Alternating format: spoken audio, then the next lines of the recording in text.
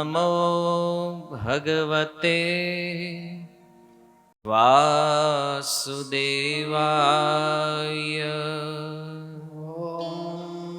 નમો ભગવતે વાસુદેવાય. ઓમ નમો ભગવતે વાસુદેવાય. ઓમ નમો ભગવતે વાસુદેવાય. ઓમ નમો ભગવતે વાસુદેવાય. ઓમ નમો ભગવતે વાસુદેવાય. હરે કૃષ્ણ. સુતરિયા પરિવાર દ્વારા આયોજિત શ્રીમદ ભાગવત સત્સંગમાં ઉપસ્થિત સર્વ શ્રોતાગણ વૈષ્ણવજન, આપ સર્વનું હાર્દિક સ્વાગત છે. શ્રીમદ ભાગવતમ કહે છે કે સંસારમાં બે વસ્તુ અતિ દુર્લભ છે. એક મનુષ્ય જીવન અને મનુષ્ય જીવન પ્રાપ્ત થયું તો એમાં પણ દુર્લભ છે ભગવાનનો સત્સંગ. ગોસ્વામીજી કહે છે કે મનુષ્યના જીવનમાં સૌથી મહત્વપૂર્ણ વસ્તુ કોઈ છે તો એ સત્સંગ છે. કારણ કે સત્સંગ દ્વારા વ્યક્તિ પોતાના સ્વરૂપને સમજે છે, પોતાના વિષયમાં જાણકારી પ્રાપ્ત કરે છે. મનુષ્ય જીવનનો જે ઉદ્દેશ્ય છે, જે લક્ષ્ય છે, એને જાણે છે, સમજે છે. મનુષ્ય જીવન તો મળ્યું, પણ આ જીવનમાં જો સત્સંગ પ્રાપ્ત ન થયો તો સમસ્યા એ છે કે મનુષ્ય બનવા છતાં જીવન પશુ જેવું થઈ જશે. ખાવા પીવા ઊંઘવામાં જેમ પશુઓના જીવન નષ્ટ થાય છે, એમ આપણા જીવનમાં પણ સત્સંગ વગર આત્મકલ્યાણની કોઈ પ્રવૃત્તિ નથી હોતી. અને આવા જીવનનો અંત કેવો આવે છે? એટલે જેવો પશુઓના જીવનનો અંત છે એ સિમિલર વસ્તુ છે. પશુઓ પણ મરે છે, મનુષ્યનું પણ મૃત્યુ છે. પણ અજ્ઞાનમાં મરવું આ મનુષ્ય જીવનનો દુરુપયોગ છે. અને સત્સંગ દ્વારા જ્ઞાન પ્રાપ્ત કરી અને જ્ઞાન દ્વારા ભગવાન સાથે જોડાઈ અને પોતાનું આત્મકલ્યાણ કરવાનો પ્રયાસ કરવો, આ મનુષ્ય જીવન સફળ છે. કળિયુગમાં વાતાવરણ એવું છે કે સત્સંગ સાથે આપણું ડિસ્ટન્સ વધતું જાય છે. એનું કારણ અત્યારની આજે ભૌતિક પ્રવૃત્તિઓ જે ચાલી રહી છે. આપણા આચાર્યો કહે છે કે બે વસ્તુના કારણે આપણે આ જીવનમાં સત્સંગથી દૂર થઈએ છીએ. પુરુષોમાં વ્યસન અને સ્ત્રીઓમાં ફેશન. આ જીવનની અધોગતિ થવાનું જે કારણ છે ને એ આ છે. કારણ કે આજે તમે જે યુવા પેઢી છે એને પૂછો કે તમારા જીવનમાં તમે શું કરવા માંગો છો? કાંઈ નહીં, બસ સારા કપડાં મળે, સારો મોબાઈલ મળે, થઈ ગયું. આનાથી વિશેષ કોઈ ડિમાન્ડ નથી. અને બાકીનું રેસ્ટોરન્ટમાં ખાવા મળે. આનાથી વિશેષ એના જીવનનું કોઈ જ લક્ષ્ય નથી. એ લોકોને પૂછવામાં આવે, તમે તમારા આવવા વાળા મૃત્યુ ઉપર ક્યારેય વિચાર કર્યો છે? તો કહે અમે એવું બધું માનતા જ નથી. ભાઈ નહીં માનો તો નહીં મરો. કોઈ એમ કહે છે ભગવાન જેવું કાંઈ હોતું જ નથી. તમે કીધું શાસ્ત્ર વાંચો, ગીતા, ભાગવત, રામાયણ, અમે એમાં માનતા જ નથી. જો એક વાત યાદ રાખો, આપણે શું માનીએ છીએ, શું નથી માનતા, આનો કોઈ મતલબ જ નથી. તમે રોંગ સાઈડ ઉપર ગાડી ચલાવતા હો અને ટ્રાફિક પોલીસ તમને પકડે અને તમને પૂછે કે રોંગ સાઈડમાં કેમ ગાડી ચલાવે છે, નિયમ કાનૂન ખબર નથી, બોલે હું માનતો જ નથી, હાલે. પોલીસ વાળાને તમે એમ કહો કે આપણને ખબર જ નથી કે રોંગ સાઈડમાં હલાઈને. તો જો સિદ્ધાંત ઈ છે કે કાયદાની અજ્ઞાનતા એ બચવાનો ઉપાય નથી. કોઈ ચોર ચોરી કરે, એને કોર્ટમાં લઈ જઈને જજ પૂછે ચોરી કેમ કરે, બોલે મને ખબર જ નહોતી કે આ ન કરાય. તમે ભારતમાં રહ્યો છો તો ભારતના સંવિધાન અનુસાર તમારે નિયમ પાલન કરવા પડે. એમાં વિશ્વ બ્રહ્માંડની અંદર આપણે છીએ તો પ્રકૃતિના પણ કંઈક નિયમો છે, એના પણ કોઈ કાનૂન છે. પોતાના અજ્ઞાનના કારણે કોઈ એમ કહે કે હું આને નથી માનતો, પોતાના અભિમાનના કારણે એમ કે હું માનતો નથી, તો એનો અર્થ એ નથી કે આપણે આમાંથી બચી જવાના છે. આનો દંડ તો નિશ્ચિત મળે છે. એટલા માટે આ મનુષ્ય જીવનનું જે લક્ષ્ય છે, શ્રીમદ ભાગવત કહે છે, જન્મ લાભ પરે પુંસામ અંતે નારાયણ સ્મૃતિ. જ્યારે આપણા મૃત્યુનો સમય આવે ત્યારે આપણને ભગવાનનું સ્મરણ થવું જરૂરી છે. આ થવું જોઈએ. અને જો આ નથી થયું તો આપણે ફેલ છીએ. દુનિયામાં ગમે એટલું ધન આપણે પ્રાપ્ત કર્યું, ડિગ્રીઓ પ્રાપ્ત કરી, બહુ મોટી સમાજમાં નામનાઓ પ્રાપ્ત કરી, પણ અંત સમયમાં ભગવદ સ્મરણ જો ન થયું, મતિ ભગવાનમાં જો ન લાગી, તો આ જીવન ફેલ છે. આ ભાગવત કહે છે. આપણી જે કાંઈ પ્રવૃત્તિઓ છે આ સંસારમાં, એનું લક્ષ્ય એ છે અંતે નારાયણ સ્મૃતિ. મૃત્યુ સમયે ભગવાનનું સ્મરણ થવું જોઈએ. કારણ ગીતામાં ભગવાન કહે છે, યમ યમ વાપી સ્મરણ ભાવમ ત્યજત્યંતે કલેવરમ. જે ભાવથી શરીર છૂટવાનું છે ને, એ ભાવને આપણે પામવાના છીએ બીજા જન્મની અંદર. તો અહીંયા વળી પાછું એનું અજ્ઞાન આવશે, અમે પુનર્જન્મને માનતા નથી, તો નહીં થાય જન્મ તમારો. કારણ કે પાપ કરો છો નરક, કોણે જોયું છે? જોયું તો આપણે નથી દુનિયામાં ઘણું બધું. તો આપણું અજ્ઞાન આપણને બચાવી નહીં શકે. એટલા માટે શાસ્ત્ર કહે છે કે આ મનુષ્ય જીવન જે છે ને, આ ખાવા પીવા ઊંઘવા માટે નથી. કેમ? કારણ કે જો આ જ કામ કરવું હોય ને તો ભગવાન કે 80 લાખ વેરાયટી છે આપણી પાસે. 84 લાખ શરીરો છે ને, આમાંથી ચતુર્લક્ષાણી માનવ ઉપનિષદો કહે છે 4 લાખ શરીરો મનુષ્ય છે, અને બાકીની જે 80 લાખ વેરાયટી જે છે ને, એ આની હાટું જ છે. એમાં નો પાપ લાગે, નો પુણ્ય લાગે, કર્મનો કોઈ સિદ્ધાંત નથી. કેવલ ખાઓ પીઓ ને મોજ કરો. માની લો જંગલમાં કોઈ સિંહ કોઈ હરણનો શિકાર કરે તો સિંહને પાપ નથી લાગતું. સ્વર્ગલોકમાં ઘણી વાર તમે કથાઓમાં સાંભળતા છો, કોઈ દેવતાઓએ કોઈ અપરાધ કર્યો છે તો દેવલોકમાં પણ કર્મ બંધન નથી. આ કેવલ પૃથ્વી ઉપર છે, અને એ પણ મનુષ્ય માટે. કર્મનો સિદ્ધાંત કેવલ મનુષ્ય ઉપર લાગુ પડે છે.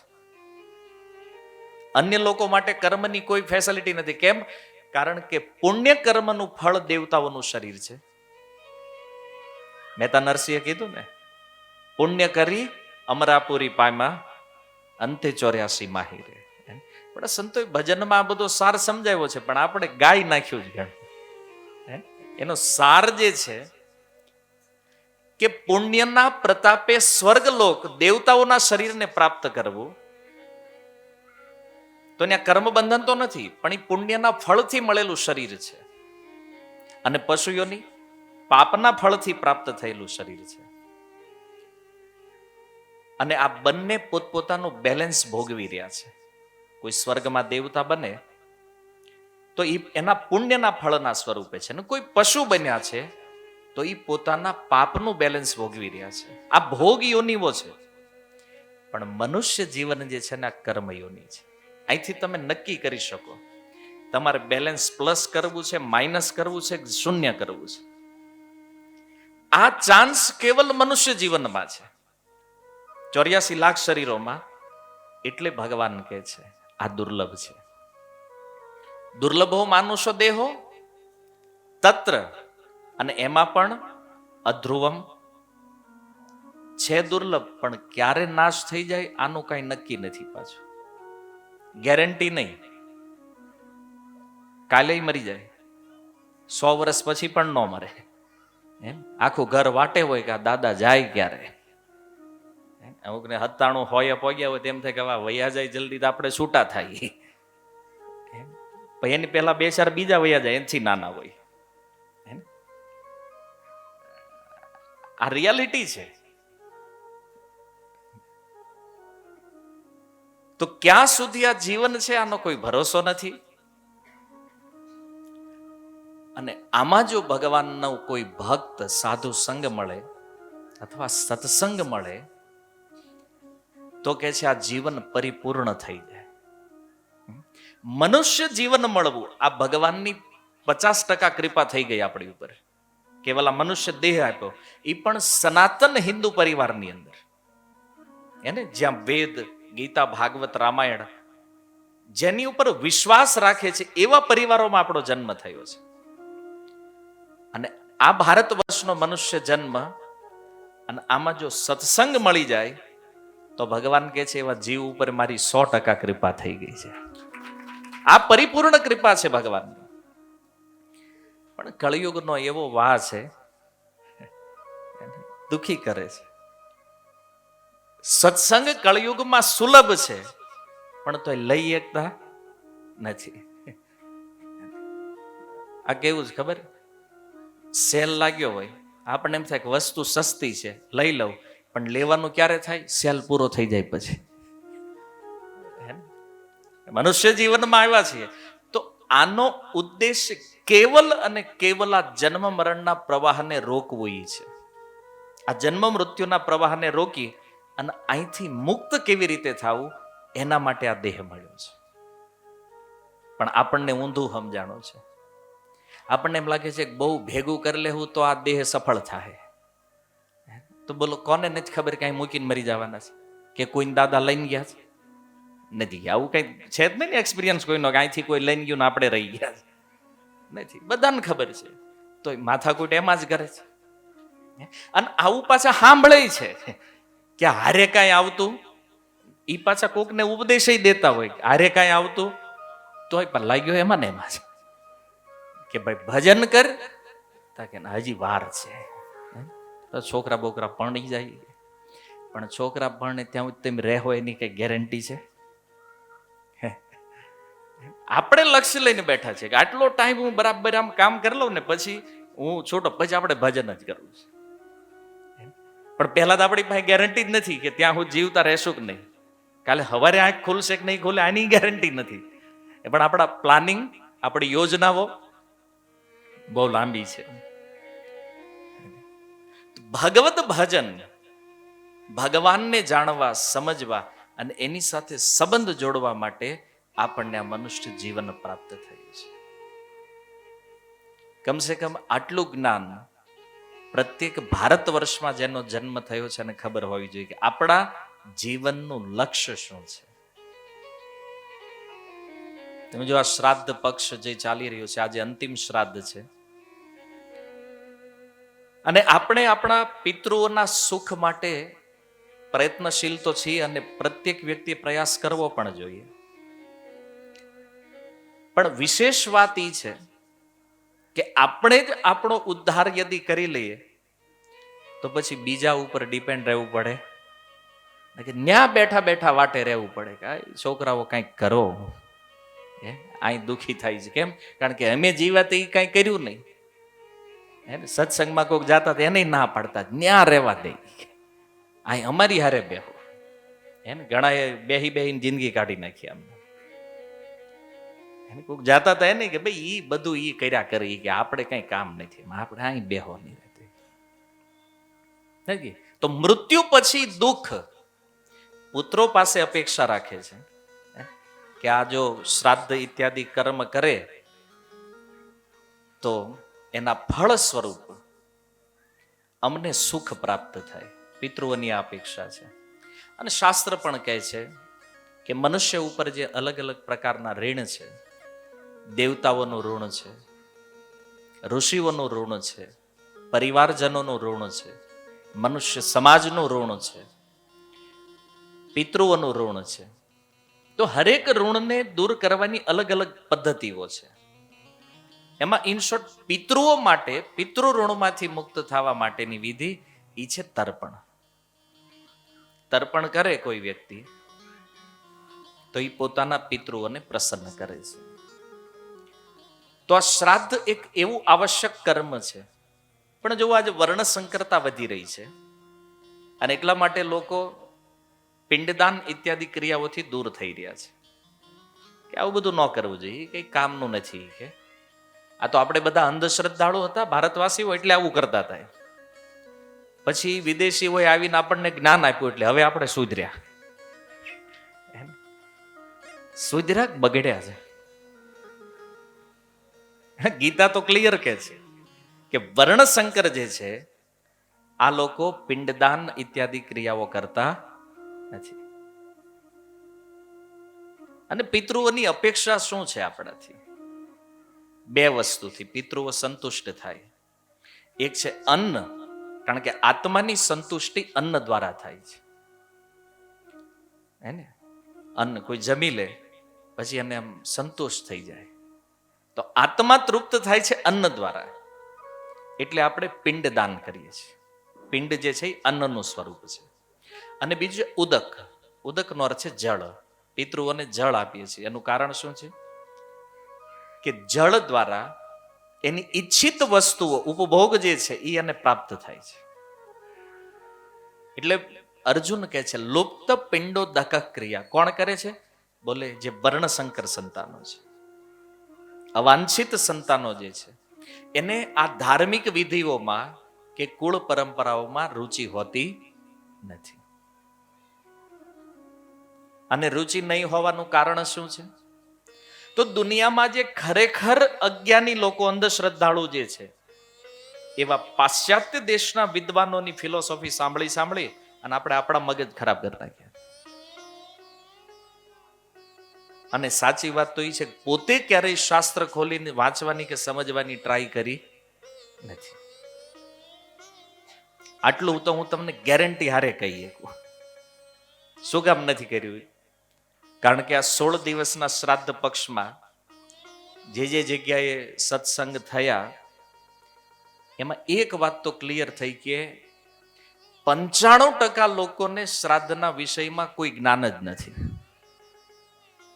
95% ખબર નથી શ્રાદ્ધ છે શું કામ કરવામાં આવે છે, કરવું જોઈએ ન કરવું જોઈએ. અને 5% જે કંઈક થોડું ઘણું જાણે એ ભાંગેલું તૂટલું છે. એ 5% એવા છે કે હું કામ શ્રાદ્ધ કરે તો કે બાપા કરતા હતા એટલે પછી અમને કીધું તમારે કરવાનું. એની પાસે કોઈ તત્વ નથી, કોઈ કારણ નથી. એવમ પરંપરા પ્રાપ્તમ, ઉપરથી હાલ્યું આવે છે એટલે અમે કરીએ છીએ. પણ જો કોઈ પણ પ્રથા જે છે, કુળ પરંપરા જે છે એની પાછળ એક રહસ્ય છે, એક વિજ્ઞાન છે જેને આપણે નથી જાણતા. અને એના ફળ સ્વરૂપ જે આપણી ચેતના, આપણી બુદ્ધિ જેને નથી પકડી શકતું એને આપણે અંધશ્રદ્ધા કહી દઈએ છીએ. અને આ રીતે આપણે આપણા પોતાનો, આપણા પિતૃઓનો અને આવવાવાળી પેઢીનો બધાનો નાશ કરી રહ્યા છે. હવે ઘણા લોકોના મનમાં એ છે કે તો આ પિતૃને તૃપ્ત આપણે જ કરવાના, વિદેશવાળાને નહીં હોય પિતૃ? કારણ કે કળિયુગી બુદ્ધિને પ્રશ્ન ગમે નથી કાઢે. તો વિદેશવાળાનું તમારે જાણવું છે તો એકવાર ગયા આંટો મારી આવો. ગયા તીર્થ છે ને બિહારની અંદર, જે પિતૃ શ્રાદ્ધ માટે પ્રસિદ્ધ સ્થાન છે. સૌથી વધારે વિદેશી લોકો આવીને શ્રાદ્ધ કરે છે. હમણાં જર્મનીથી એક ટીમ આવી હતી, કદાચ 2-3 દી પહેલાના સંદેશ પેપરમાં પણ આ છપાણું. વિદેશથી આજે એ લોકો સમજી રહ્યા છે આ વિધિને. અને જાપાનની એક મહિલાએ શ્રાદ્ધ ઉપર પીએચડી કરી છે. શ્રાદ્ધ ઉપર એ પ્રતિવર્ષ શ્રાદ્ધ કરે છે, આપણે નથી કરતા. તો વિચારવા જેવું છે ને કે એ લોકો સનાતન ધર્મના વિજ્ઞાનને સમજી રહ્યા છે અને આપણે ધર્મનો વિરોધ કરવા સિવાય, અને શુદ્ધ ગુજરાતીમાં કહું તો ધર્મને ગાળો દેવા સિવાય આપણે બીજો કઈ ધંધો કર્યો જ નથી જીવન. કારણ કે આપણને ન સમજાય એટલે ખોટું. પણ આપણે એ તો માનતા જ નથી. આને પકડી શકીએ એવી બુદ્ધિ જવાવી જોઈએ ને આપણામાં, એ નથી. અને નથી. અને થોડું ઘણું ધન મળી ગયું છે, થોડું કમાતા શીખી ગયા, બેંક બેલેન્સ વધારતા શીખી ગયા, એમાં તો આપણું અભિમાન કંઈક અલગ લેવલ ઉપર જ વયું ગયું છે. ભગવાનને ચેલેન્જ કરતા થઈ ગયા, શાસ્ત્રને ચેલેન્જ કરતા થઈ ગયા. હવે જે લોકો એમ કે છે ના શાસ્ત્ર ખોટા છે, એ બધાને ખાલી એક જ પ્રશ્ન પૂછો, વાંચ્યું જ કોઈ દી? ગીતાનું પાનું ખોલ્યું જ કોઈ દી? એને એ ખબર નથી ગીતાનું ભાગવત એક છે જુદું છે. આટલું અજ્ઞાન છે. લોકો એમ કે છે ને અમે હિન્દુઓ છીએ. રિયલ જો ટેસ્ટ લેવામાં આવે તો 90% ફેલ થઈ જાય. આપણે ખાલી લખાવી દાખલામાં ભાઈ ધર્મ તો કે હિન્દુ, ખબર કાંઈ નથી. હિન્દુત્વના લેવલથી જો ટેસ્ટ લેવામાં આવે ને 90% હિન્દુઓ છે ને હિન્દુ છે જ નહીં. કારણ કે વિચાર કરો, ગીતાના ભાગવતમાં શું ભેદ છે એ ખબર ન હોય, આને બીજી શું ખબર હોય? અને એ લોકો નક્કી કરે પાછા ભગવાન છે કે નથી, આ કુળ ધર્મ હોવો જોઈએ કે ન હોવો જોઈએ, શ્રાદ્ધ કરવું જોઈએ કે ન કરવું જોઈએ. શા માટે પોતાનું અજ્ઞાન કોકની ઉપર થોપવાની ટ્રાય કરો છો? ન સમજ પડતી હોય ના પાડો ભાઈ, આમાં આપણને ખબર પડતી નથી. તો પણ એક વાત સ્વીકારીએ છીએ કે નહીં, કમસે કમ તમે માનો છો કે તમને નથી ખબર પડતી. પછી સ્વીકારતા નથી, ખબર નહીં. ગમે ત્યાં પોતાની વિદ્યા નહીં, મને બધી જ ખબર પડે છે. તર્કના આધાર ઉપર પોતાનું માઇન્ડ એટલું દોડાવે છે, એટલું દોડાવે છે, અને અંતે મળે શું? દુઃખ. એને પોતાને ખબર નથી કે આ દુઃખમાંથી મુક્ત થવાનો ઉપાય શું છે. તમે જો ભગવદ્ ગીતામાં ભગવાને એક યજ્ઞ ચક્રનું વર્ણન કર્યું છે, જેમાં મનુષ્ય અને દેવતાઓ પરસ્પર એકબીજાના સહયોગથી આ સૃષ્ટિના વિશ્વ બ્રહ્માંડને બહુ સારી રીતે ચલાવી શકે છે. આ સિસ્ટમને આપણે જાણતા નથી. મારે વિષય તો બીજો છે, પણ મારે તમને એક ભૂમિકા સમજાવી છે કે આ જરૂર શા માટે છે આપણા જીવનમાં. કે મનુષ્ય અને દેવતાઓનું સહજીવન જો બરાબર ચાલે તો આ વિશ્વમાં સુખ શાંતિ બનેલી રહે. આજે તમે જુઓ, અનેક દેશોમાં યુદ્ધો થઈ રહ્યા છે. અત્યારે ઇઝરાયલ યુદ્ધ ચાલે છે. 23 લાખ લોકોના જીવ અદ્ધર ચોટેલા છે. ક્યારે ઉકલી જાય નક્કી નથી. કેટલા? 23 લાખ લોકો. આ ઘટનાઓ પાછળ કારણ શું છે? કેવલ મહત્વાકાંક્ષા કે બીજું કાંઈ? આના કોઈ એક દેશની વાત નથી. એની પહેલા પણ યુદ્ધો થયા અને વારંવાર થતું જ રહેવાનું છે. કળિયુગમાં આ વધતું જ હશે, ઓછું નથી થવાનું. અને આનું કારણ શું છે ખબર? દેવતાઓનો અનાદર. આ વિજ્ઞાન આપણને ખબર નથી, પણ એ યજ્ઞ ચક્ર તૂટી રહ્યું છે કળિયુગમાં, અને જેનું પરિણામ છે આ વિપત્તિઓ. હજી આજે લોકો આને માનવા તૈયાર નથી. એટલા માટે કારણ કે એને ખબર જ નથી કે આવો કોઈ સિદ્ધાંત છે. આ વિશ્વ સુખી કેમ થઈ શકે? અને પછી મોટી મોટી સંસ્થાઓ બનાવે. UN બન્યું, યુનાઇટેડ નેશન, વિશ્વ શાંતિ સ્થાપવા માટે. એને લીધે જ યુદ્ધ થઈ જાય. જે શાંતિ માટે જેની સ્થાપના થઈ છે એ જ યુદ્ધનું મૂળ કારણ છે. કારણ શાંતિ સુખ આ જગતમાં આવે કઈ રીતે? તો કે એનો મૂળ કોઈને ખબર નથી. એનું મૂળ વેદ છે, શાસ્ત્ર છે. આમાં એ બધું બતાવ્યું છે કઈ રીતે સુખ આવશે, પણ આપણે માનતા નથી. એના પરિણામ સ્વરૂપ આ દુઃખ આવે છે. તો એમાંની એક કુળ ધર્મ, એની જે એક પરંપરા છે શ્રાદ્ધ. હવે આમાં પણ લોકો જોવે છે પરિવારમાં દુઃખ આવી રહ્યા છે. પરિવારો પહેલા કરતા વિશેષ રૂપથી કાંઈ દુઃખ ન હોય ને તો મનથી દુઃખી હોય. ઘણા લોકોને પૂછ્યું તમારે કાંઈ વાંધો જ? ના ના, પૈસે ટકે બધું રેડી. તો છોકરામાં કઈ તકલીફ ના? કે ઈ રેડી જ બધું. તો ઘરવાળામાં કઈ વાંધો જ? કે ના, ઈ હારા છે. તો વાંધો ક્યાં? કાંઈ એમ નામ ટેન્શન થાય છે કે ને. તમે જો અમુક સમય પહેલા ભારતમાં કોઈ મનોચિકિત્સક નહોતા, મનના ડોક્ટર ભારતમાં જરૂર જ નહોતી. આજે શેરીએ મળશે. કારણ શું? મેન્ટલ કેસ વધી રહ્યા છે એમ. તો આપણે કહીએ છીએ કે આપણે બહુ વિકાસ કર્યો છે ભાઈ, આર્થિક પ્રગતિ ઘણી કરી છે. તો આ ચિંતા શેની આવે છે? એનો અર્થ જીવનમાં કાંઈક ખૂટે છે, કોઈક કડી તો મિસિંગ છે જીવનમાં. અને એ શું છે? અધ્યાત્મ. ભલે ભૌતિક સુખ સુવિધાઓ ખૂબ વધી છે આપણી પાસે, પણ એ સુખને દુઃખમાં જે પરિવર્તિત કરી નાખે છે ને, એ છે અધ્યાત્મનો અભાવ. જ્યાં સુધી કોઈ જીવ ભગવાનને શરણાગત નહીં થાય, શાસ્ત્ર અનુસાર જીવન નહીં જીવે, ત્યાં સુધી ક્યારેય સુખી થવાનો નથી. તો જો મહાભારતની અંદર એક સુંદર પ્રસંગ છે. મહાભારતનું યુદ્ધ જ્યારે પૂર્ણ થયું અને એ સમયે ભગવાન શ્રી કૃષ્ણ પિતામહ ભીષ્મને દર્શન આપવા માટે જઈ રહ્યા છે. તો ભગવાન શ્રી કૃષ્ણે જોયું કે ભીષ્મ ભક્ત પણ છે અને જીવનભર એણે ભગવાન કૃષ્ણની સેવા કરી છે. પણ ભગવાને કીધું કે ભીષ્મ, તમે અખંડ બ્રહ્મચર્ય વ્રતનું પાલન કર્યું છે. જીવનમાં તમે કોઈ કામનાઓ કરી નથી અને આવું સુંદર ભક્તિમય જીવન છે. પણ તમે બ્રહ્મચારી છો, તમારા કોઈ સંતાન નથી અને હવે તમારું મૃત્યુ થવાનું છે. તો તમારું શ્રાદ્ધ ઇત્યાદિ કોણ કરશે? તો નિશ્ચિત છે પાંડવો જ કરવાના છે.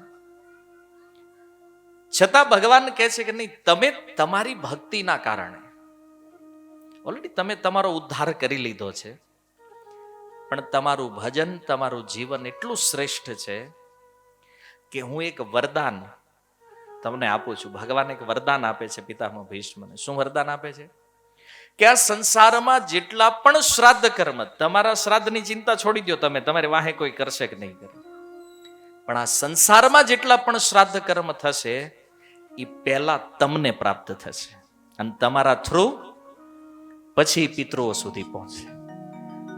એટલે પિતામહ ભીષ્મ કેવલ પાંડવોના પિતામહ નથી. આ જગતમાં જેનું જેનું મૃત્યુ થાય છે ને, એ બધાના પિતામહ કોણ છે? ભીષ્મ છે. કેમ? અહીંયા જે શ્રાદ્ધ ઇત્યાદિ કર્મ કરીએ છીએ ને, એ સૌથી પહેલા કોને પ્રાપ્ત થાય? ભીષ્મને. અને ભીષ્મ પિતામહ થ્રુ પિતૃઓ સુધી જાય છે. ભગવાનનું વરદાન છે. તો એક મહત્વપૂર્ણ વ્યક્તિત્વ છે. અને આપણે જે ચર્ચા કરી, મનુષ્ય જીવનનો ઉદ્દેશ્ય જે છે, અંતે નારાયણ સ્મૃતિ. પિતામહ ભીષ્મ એવા ભક્ત છે જેણે આ શ્લોકને પોતાના જીવનમાં ચરિતાર્થ કર્યું છે. મૃત્યુ સમયની સ્થિતિ શું હતી ખબર છે? સાક્ષાત ભગવાન એની સામે ઊભા છે, કૃષ્ણ. કારણ કે આમ તો યુધિષ્ઠિર મહારાજના મનમાં શોક હતો અને એના શોકને દૂર કરવા માટે ભગવાને બહુ ટ્રાય કરી. ભગવાન શ્રી કૃષ્ણ સમજાવી રહ્યા છે કે યુધિષ્ઠિર મહારાજ, આ મહાભારત યુદ્ધમાં જેનું મૃત્યુ થયું એનું કારણ તમે નથી. એને તમે રાજા બન્યા છો એટલે આ લોકો મર્યા છે એવું નથી. મૃત્યુ નિશ્ચિત. બોલો, ભગવાન સમજાવે છે, યુધિષ્ઠિર મહારાજ સમજતા નથી.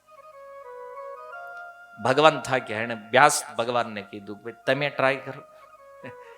વ્યાસ દેવય થાક્યા, સમજે એમ નથી. અને શું કામ નથી સમજતા ખબર? કારણ કે અંદર પરમાત્મા રૂપે ભગવાન કૃષ્ણ કહે છે સમજવાનું નથી. ભગવાનની એક લીલા વિચિત્ર છે. બહારથી જ કૃષ્ણ સમજાવવાની ટ્રાય કરે. પુરોહિત જે છે પાંડવોના, ધૌમ્ય મુનિ, એને કીધું તમે સમજાવો. બધા ઋષિ મુનિઓ થાકી ગયા. છેલ્લે ભગવાન કૃષ્ણ ગયા, યુધિષ્ઠિર મહારાજને હાથ જોડીને કે કોણથી સમજશો તમે?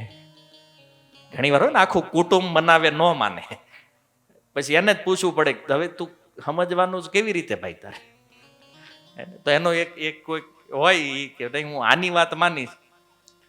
તો યુધિષ્ઠિર મહારાજે કીધું પિતામહ ભીષ્મ યદિ જો મને કહી દે કે આમાં મારો કોઈ દોષ નથી તો હું માની લઈશ. ભગવાન કે હાલો એની પાસે લઈ જાય. વાસ્તવમાં ભીષ્મના ચરિત્રને આ સંસારની સામે પ્રકટ કરવા માટે ભગવાને આ લીલા કરી. પાંડવો સહિત કુરુક્ષેત્રની બાણશૈયા જ્યાં પિતામહ ભીષ્મ 58 દિવસ થયા છે, સૂતા છે, ત્યાં આવે અને 58 દિવસની અંદર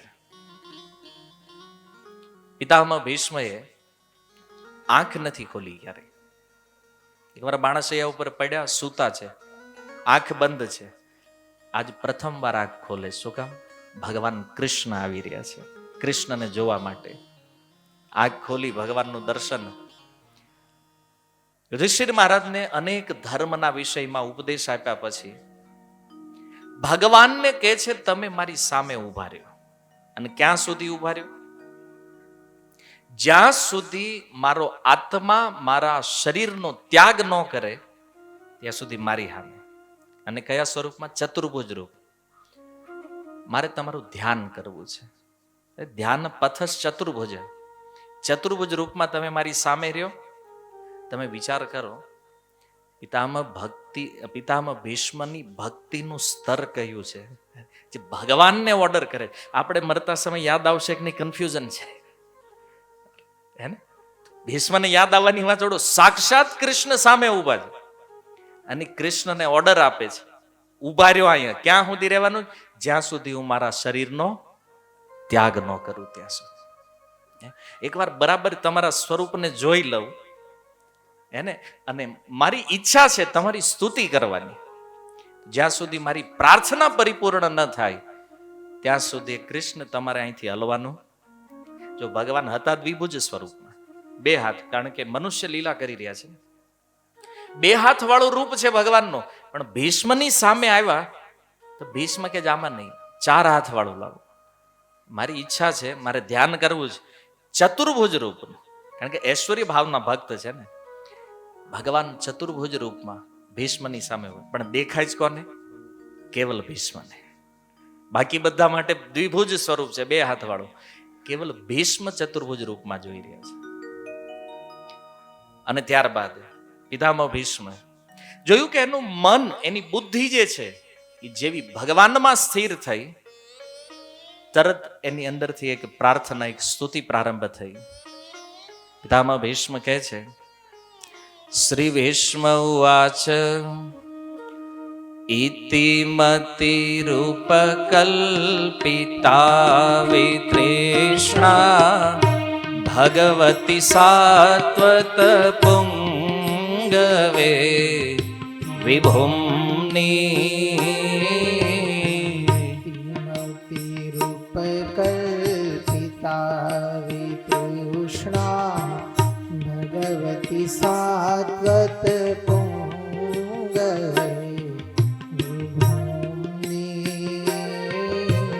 સ્વસુખમુપગતે ક્વચિદ વિહર્તુમ પ્રકૃતિમુપેયુષ્યદ્ભવ પ્રવાહ.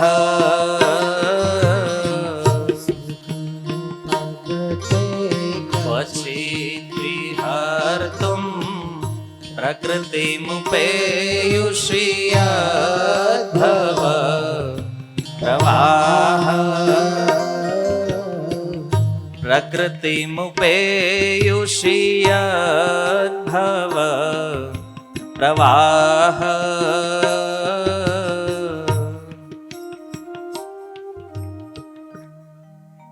પિતામહ ભીષ્મ કહે છે, શ્રી ભીષ્મ ઉવાચ ઇતિ.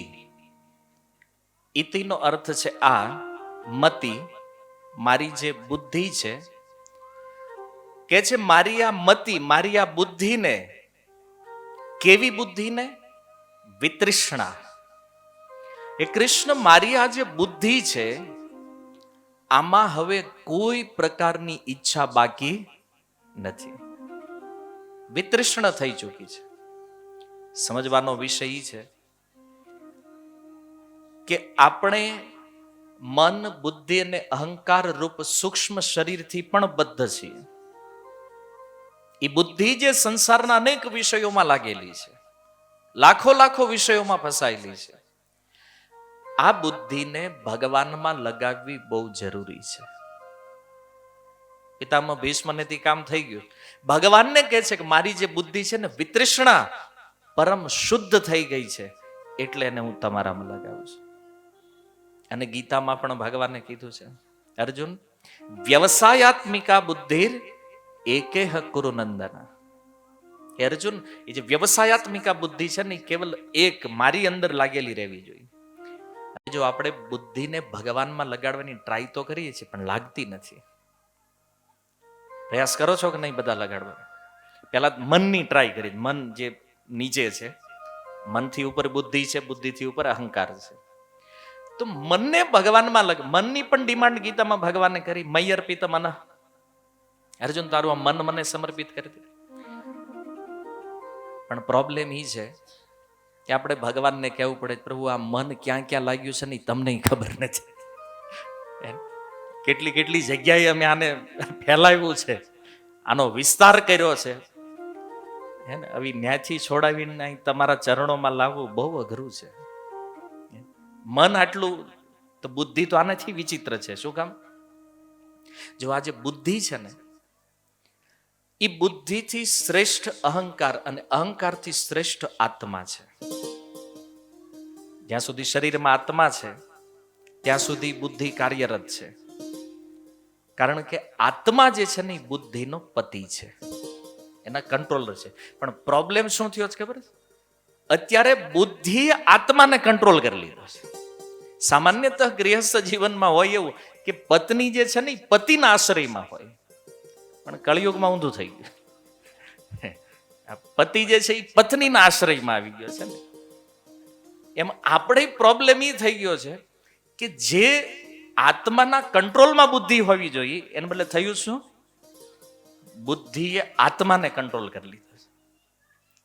બહુ એક અદ્ભુત વિષય છે. અને એટલા માટે આપણી બુદ્ધિ જે છે ને એ વ્યવસાયાત્મિકા નથી. કેવી થઈ ગઈ છે? અવ્યવસાયાત્મિકા, વ્યભિચારી બુદ્ધિ થઈ ગઈ છે. અને ગીતામાં ભગવાન એ પણ કહે છે કે અર્જુન, બુદ્ધિ જ્યાં સુધી વ્યભિચારી છે ત્યાં સુધી મારામાં લાગવાની નથી. અને કોઈ ટ્રાય કરે તોય હું એને લાગવા દેવાનો પણ નથી. આ કન્ફર્મ છે. 14.26 મામચયો અવ્યભિચારેણ ભક્તિ યોગેન સેવતે સગુણાન સમિતેત્યાન બ્રહ્મ ભૂયાય કલ્પતે. કે જે અવ્યભિચારી જ્યાં સુધી શુદ્ધ નહીં થાય ત્યાં સુધી અર્જુનની બુદ્ધિ મારામાં લાગતી પણ નથી અને એનો હું સ્વીકાર પણ કરતો નથી. તો હવે સૌથી મોટો પ્રશ્ન એ છે કે આ બુદ્ધિને વિતુષણા કરવી કઈ રીતે? કારણ કે ઈચ્છાઓ તો આપણી અંદર કેટલી છે આપણે જ જાણીએ છીએ. હે ને, સવારથી જાગવી ત્યારથી હોવી ત્યાં સુધીમાં ખબર નહીં કેટલી ઈચ્છાઓ નવી જન્મે છે, કેટલી મરે છે. આ કાર્યક્રમ રોજ ચાલતો રહે છે. અને પિતામહ શું કહે છે? વિતૃષ્ણા, એક એવી બુદ્ધિ જેમાં કોઈ ઈચ્છા નથી. તો પણ એક પ્રશ્ન મનમાં થાય કે આવી શૂન્ય બુદ્ધિ ભગવાનને કરવી શું, જેમાં કોઈ ઈચ્છા જ નથી? આ બુદ્ધિને લઈને ભગવાન શું કરશે? તો નહીં, વિતૃષ્ણાનો અર્થ એ નથી શૂન્ય. વિતૃષ્ણાનો અર્થ છે સંસારની વિષય વાસનાઓથી જે શૂન્ય બુદ્ધિ છે, અને એ જ્યારે સંસારથી નિવૃત્ત થાય અને ભગવાનની સેવામાં લાગે એ બુદ્ધિ, ભગવાનના વિષયમાં ચિંતન કરે, ભગવાનના વિષયમાં મનન કરે, આવી બુદ્ધિ જે ભક્તિ દ્વારા જેનું પોષણ થયું છે, આવી બુદ્ધિને વિતૃષ્ણા કહેવામાં આવે છે, અવ્યભિચારી બુદ્ધિ કહેવામાં આવે છે. પણ હવે મૂળ પ્રશ્ન તો એ છે કે આને અવ્યભિચારી કરવી કેમ? શું કામ? કારણ એ છે, જો વિશ્વનાથ ચક્રવર્તી પાદ એક સુંદર ઉદાહરણ આપે છે આ શ્લોકને સમજાવવા માટે, કે બુદ્ધિ જે છે ને એ કન્યા છે, અહીંયા આત્મા જે છે ને એ પિતા છે. હવે આત્માની કન્યા છે આ બુદ્ધિ. હરેક પિતાને ચિંતા છે પોતાની પુત્રીના વિવાહ, કે ભાઈ આને કાંઈક ને કાંઈક આના વિવાહ અને વર શોધવો છે આના માટે. તો વર જે છે ને આ મતિ માટે, આ મતિ નામની જે કન્યા છે બુદ્ધિ, આના માટે યોગ્ય વર કોણ છે? ભગવાન. તો પિતાની તો ઈચ્છા એ જ હોય કે આપણી પુત્રીના વિવાહ સારામાં સારા ધનીમાં ધની પરિવારમાં થાય. પણ ઓલા વરરાજાને જ પૂછવું પડે ને કે તને આ કન્યા ગમે છે કે નહીં. આ કન્યા તો એમ કે આપણે અંબાણીના છોકરા જ લગ્ન કરવા, પણ અંબાણીનો છોકરો રેડી હોવો જોઈએ. એને બે સાઈડથી આપણી બાજુથી તો ઓકે હોય, પણ સામેથી ઓકે થવું જોઈએ.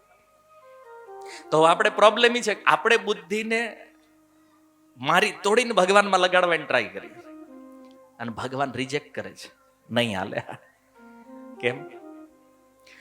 તો કે છે જે બુદ્ધિ સાંસારિક વિષયોમાં લાગેલી છે, ભગવાન કે આ વ્યભિચારી બુદ્ધિ છે.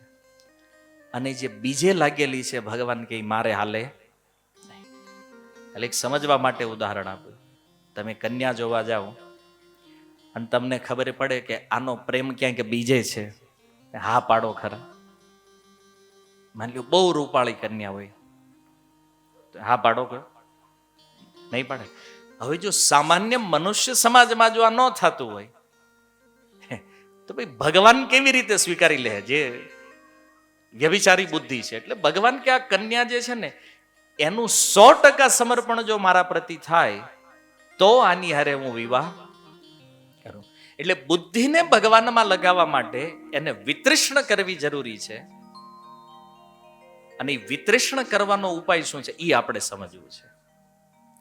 તો શ્રીમદ ભાગવત પંચમ સ્કંદ રાજા રહુગણ અને ભરત મહારાજનો જે સંવાદ છે, ભરત મહારાજ રાજા રહુગણને ઉપદેશ આપતા કહે છે, જ્ઞાનમ વિશુદ્ધમ પરમાર્થ એકમ અનંતરમ ત્વદ બહિર્બ્રહ્મ સત્યમ પ્રત્યક પ્રશાંતમ ભગવત સંગ્યમ યદ્વાસુદેવમ કવયો વદંતી.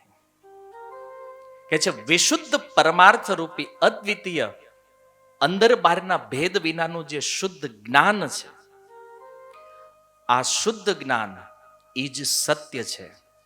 અને આ સત્ય જે છે એ નિર્વિકાર છે. થોડું તાત્વિક ટેકનિકલ વાત ભરત મહારાજ રાજા રહુગણને કહે છે, પણ ઇન શોર્ટમાં સમજો કે એ જે પરમ જ્ઞાન જે છે, પરમ સત્ય જે છે, કે છે પ્રત્યક પ્રશાંતમ ભાગવત શબ્દ સંગ્યમ, એને જ આ સંસારમાં ભગવાન કહેવામાં આવે છે.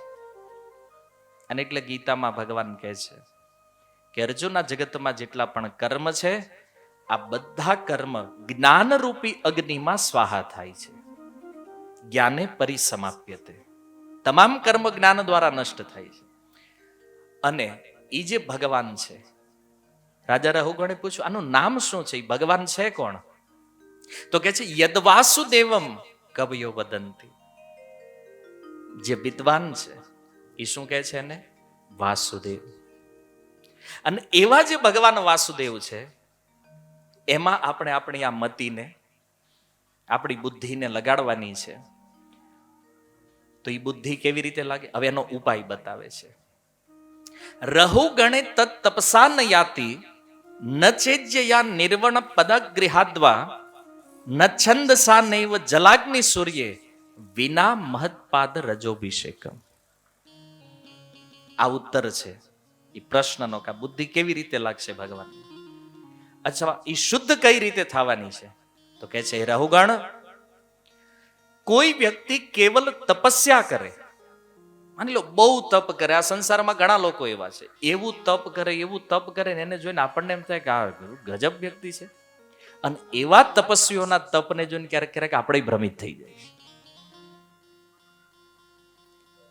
ભરત મહારાજ કહે છે કે કોઈ તપ કરે, કોઈ યજ્ઞ કરે, કોઈ કર્મ કરે, કોઈ અન્નનું દાન કરે, કોઈ અતિથિઓની સેવા કરે, દિનહીન જનોની સેવા કરે, ગૃહસ્થ ઉચિત સ્વધર્મનું 100% પાલન કરે, વેદોનું અધ્યયન કરે, જળ અગ્નિ સૂર્યની ઉપાસના કરે, આ કોઈ વસ્તુથી પરમ તત્વનું જ્ઞાન પ્રાપ્ત થતું નથી. ભરત મહારાજ ના પાડે છે. લોકો આમાંથી કંઈક ને કંઈક એક જગ્યામાં લાગેલા છે. કોઈ તપમાં લાગ્યા છે, કોઈ યજ્ઞોમાં લાગ્યા છે, સ્વાહા સ્વાહા કરે હે. અને કોઈ લોકો કે ને ઘણા અન્નદાન વાળા, બસ ખવડાવો લોકોને ખાલી. હવે એને ખબર નથી હું કામ ખવડાવવાનું, ઓલો ખાય એને ખબર નથી ખાવાનું હું કામ છે, હાલે છે એમને. માનવ સેવા એ જ માધવ સેવા કરીને હાંકી નાખ્યું. નો ડાઉટ કોઈ જીવો ઉપર દયા કરવી સારી વસ્તુ, હું એ નથી કહેતો કે ન ખવડાવવું જોઈએ. અને આ બધા સાધન ફેલ છે એવું નથી. જો ભરત મહારાજ, જો શાસ્ત્રને સમજવાની એક ટેકનિક છે. ભરત મહારાજ એ નથી કહેતા તપ ખોટું છે, શાસ્ત્ર અધ્યયન ખોટું છે, વેદ અધ્યયન ખોટું છે, પણ શું કહે છે? વિના મહત્પાદ રજોભિષેકમ કહે છે, હે રહુગણ, જ્યાં સુધી કોઈ મહાપુરુષોની ચરણ રજથી સ્નાન કરવામાં ન આવે ત્યાં સુધી આ કોઈ સાધન ફળ આપતા નથી. અલ્ટિમેટ વિષય ઈ છે કે જેણે પોતાને ભગવાનને સમર્પિત કર્યા છે, આવા મહાપુરુષોની ચરણ રજ જ્યાં સુધી કોઈ પોતાના મસ્તક ઉપર ન ચડાવે ત્યાં સુધી આની બુદ્ધિ શુદ્ધ થતી નથી. ભગવાનના ભક્તોની કૃપા વગર ગમે એટલું સાધન કરી લ્યો, કોઈને એ અહંકાર હોય કે અમે આટલી માળા કરી લઈએ છીએ, ફેરવે રાખો તમે, કોઈ ફળ નથી. કેમ? કારણ કે તમે સાધનમાં વિશ્વાસ કરો છો, પણ જ્યાં સુધી ભગવાનના ભક્ત, ભગવાનના પ્રિય એવા એના ભક્તો પ્રતિ પ્રેમ નથી ને, બધું સાધન નિષ્ફળ થઈ જાય. અને આ શ્લોક પ્રમાણે છે, સ્કંદ 5 અધ્યાય 12 શ્લોક ક્રમાંક 12, 5:12-12 અને 5:13 એનો ઉત્તર આપતા કહે છે, યત્રોત્તમ શ્લોક ગુણાનુવાદ. ચાલો ઈ તો ખબર પડી ગઈ કે મહાપુરુષોની કૃપા વગર આપણી બુદ્ધિ શુદ્ધ થવાની નથી. કેવી રીતે થાય છે આ પ્રોસેસ? તો કહે છે ગીતામાં જે ભગવાને કીધું, મચ્ચિત્તા મદગત પ્રાણા. મચ્ચિત્તા ભગવાન કે જેનું ચિત્ત મારામાં લાગેલું છે, મદગત જેનો પ્રાણ મારી સાથે જોડાયેલો છે, આવા જે મહાપુરુષો છે, આની જ્યારે કોઈ સંગતિ કરે ને તો ભગવાનના ભક્તો વચ્ચે શું હોય? કથયંતસ્ય મામ નિત્યમ તુષ્યંતિ ચરમંતી છે. નિત્ય કથાઓ, ભગવત ચર્ચા થાય છે ભક્તની વચ્ચે. તો કે છે યત્ર ઉત્તમ શ્લોક ગુણાનુવાદ. જ્યારે ભગવાનની એ દિવ્ય કથાઓનું કોઈ શ્રવણ કરે છે, જો આ સ્તર સુધી પહોંચવા માટે સરળમાં સરળ સાધન જે છે ને એ હરિકથા શ્રવણ છે. ત્યારે કોઈ ભગવાનની કથાને સાંભળે અને અહીંથી જ એની પ્રોગ્રેસ શરૂ થાય ભક્તિ. જ્યાં સુધી કોઈ ભગવદ કથાને શ્રવણ નથી કરતા ત્યાં સુધી એની પ્રોગ્રેસ થવાની કોઈ સંભાવના જ નથી. એટલે ભરત મહારાજ કહે છે, યત્ર ઉત્તમ શ્લોક ગુણાનુવાદ પ્રસ્તુયતે ગ્રામ્ય કથા વિધાત. અને જેનું ચિત્ત કથામાં લાગ્યું છે એને ગ્રામ્ય કથામાં કોઈ દી રુચિ લાગે નહીં. એ ભાઈ સંસારિક ચર્ચામાં રુચિ નહીં લે. બહુ મહત્વપૂર્ણ વિષય ભરત મહારાજ બતાવી રહ્યા કે જેનું ચિત્ત ભગવાનમાં લાગે છે, ઓલી ચર્ચા એની પાસે ફરકતી નથી. હાલો, એનું ચિત્ત તો સંસારમાં જતું નથી, પણ સંસારની કથાઓ પણ એની પાસે આવતી નથી. અને આવા જે ભક્ત છે એના માટે વ્યસન છે હરિકથા. એમ લોકોને ચાનું વ્યસન હોય ને તો ટાઈમ ટુ ટાઈમ જોઈ છે, કોઈને બીડીના વ્યસન હોય ટાઈમ ટુ ટાઈમ જોઈએ, કોઈને માવાનું વ્યસન એ તો ગમે ત્યારે જોઈએ.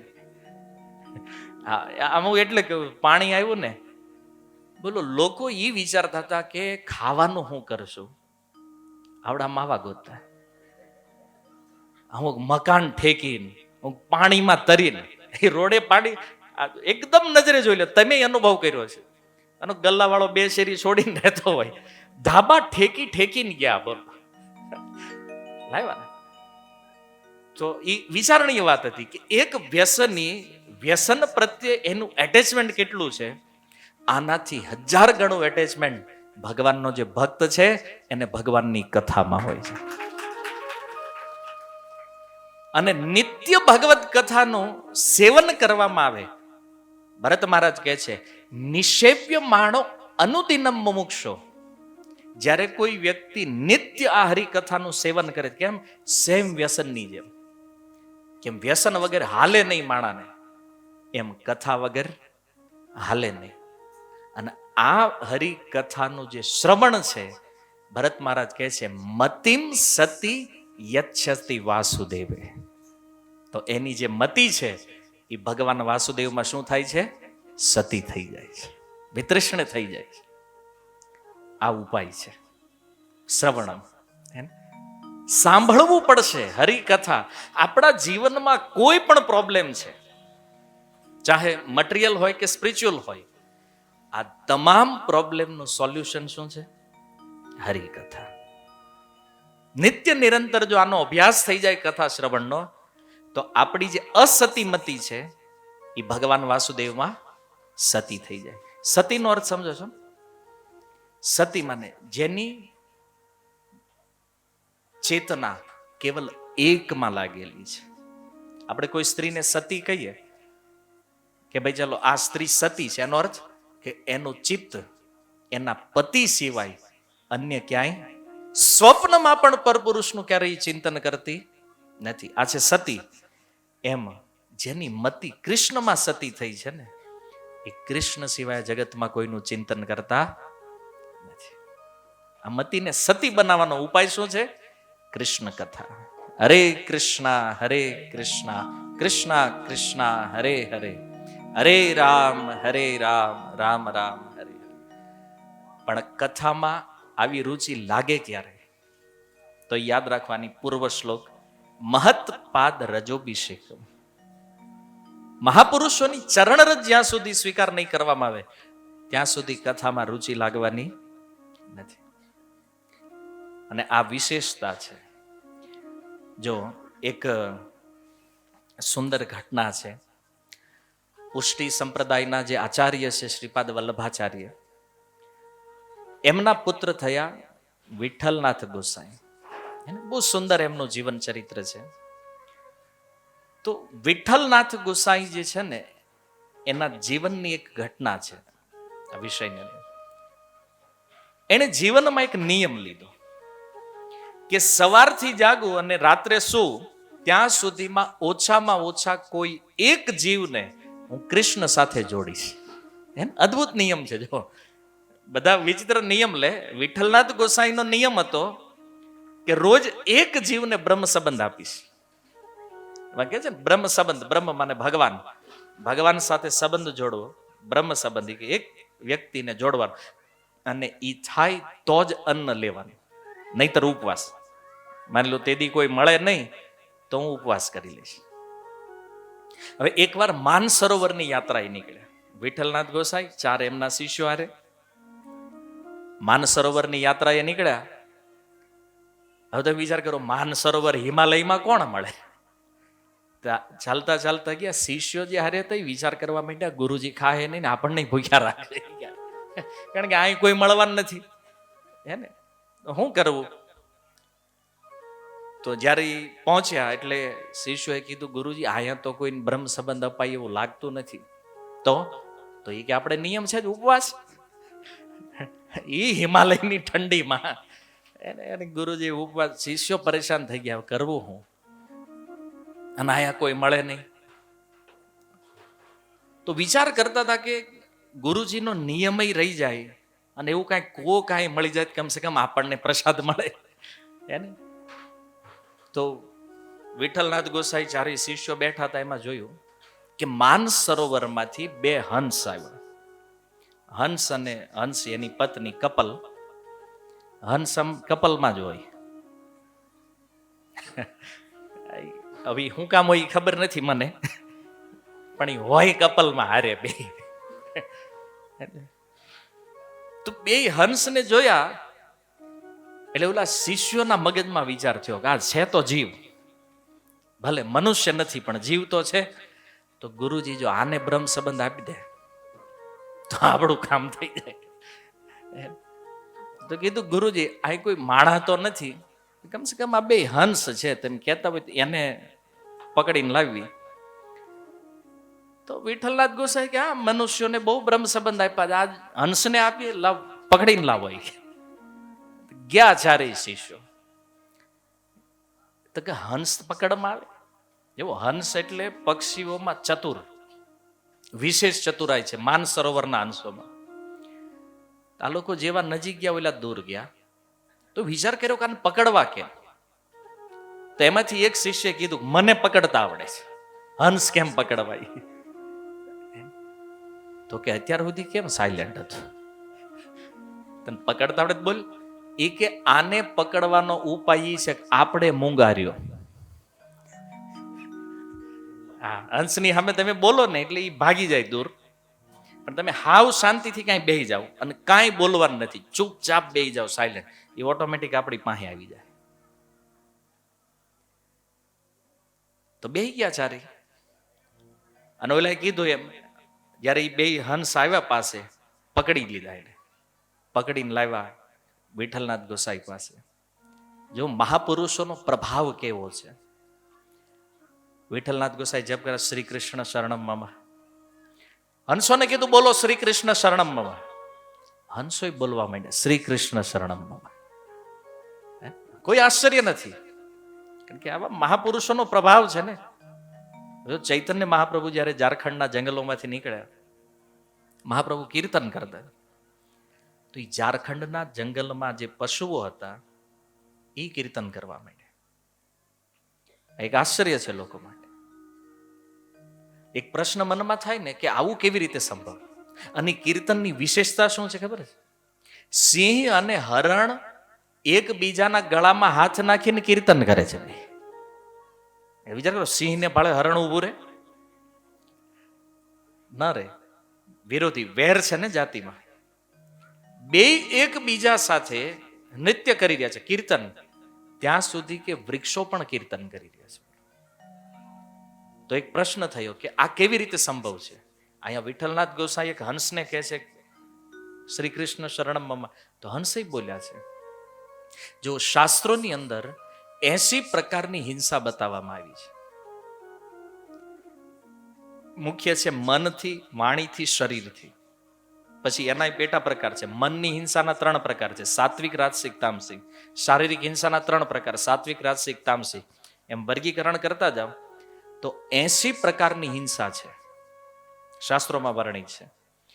અને આ 80 પ્રકારની હિંસાથી કોઈ મુક્ત હોય, આવા કોઈ મહાપુરુષ હોય, તો એ જ્યાં બેસે ત્યાંથી અમુક એરિયામાં લોકો, જે પણ જીવ હોય, એનો વેરભાવ સમાપ્ત થઈ જાય. મહાપુરુષોની નિશાની. સૌરાષ્ટ્રમાં પણ એવા સંતો છે, એના આશ્રમમાં બિલાડી, ઉંદર, કૂતરો બધા એક હારે બેહતા સત્સંગ. એ પશુઓના કારણે નથી, એ મહાપુરુષનો પ્રભાવ છે કે એની અહિંસાના પ્રભાવથી બીજા જીવોની અંદર પણ જે વેરભાવ, જે હિંસા વૃત્તિ છે, એ સમાપ્ત થઈ જાય. તો વિઠ્ઠલનાથ ગોસાઈ કીધું હું તમને બ્રહ્મ સંબંધ આપું છું, આજથી તમે બે મારા શિષ્ય છો. બ્રહ્મ સંબંધ આપ્યો અને કીધું આજ્ઞા ગુરુદેવ. તો કે આજ્ઞા એ છે કે જ્યાં સંતો મળે એની હારે સત્સંગ કરવાનો, સંતોની સેવા કરવાની, આ તમારા માટે આજ્ઞા છે. અને એ બે ગયા. હવે ઘટના એ બની કે દક્ષિણ ભારતમાં એક રાજા હતો. એ રાજાને કોઢ થયો. હવે કોઢ એ અલગ અલગ પ્રકારના હોય. અમુક કોઢ એવા થાય જેમાં બળતરા થાય આખા શરીરમાં. તો રાજાને એ કોઢ થયેલો. હવે કોઢ થયો એટલે રાજાએ જેટલા વૈદ હતા રાજ્યમાંથી 150 વૈદ ભેગા કર્યા અને કીધું કે આ મારો રોગ મટાડો. તો બધાએ ટ્રાય કરી લીધી, રોગ મટ્યો નહીં. રાજાએ કીધું 1 મહિનાનો ટાઈમ આપું છું, 1 મહિનામાં જો મને હારો ન કર્યો, 150 ફાંસીએ લટકાય.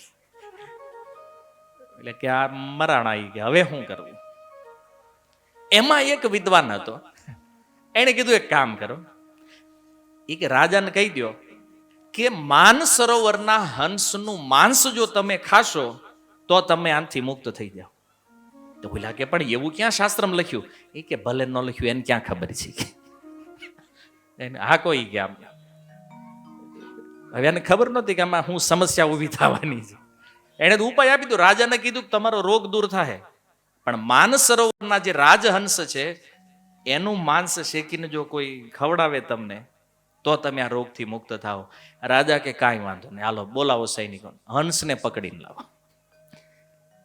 આખું રાજ્ય ગોટે ચડ્યું, હંસ ક્યાં મળે? હવે તો સીધી વાત છે ને, ગુજરાતમાં કોઈ કે હંસ લાવો તો અહીંયા તો મળવાનું નથી.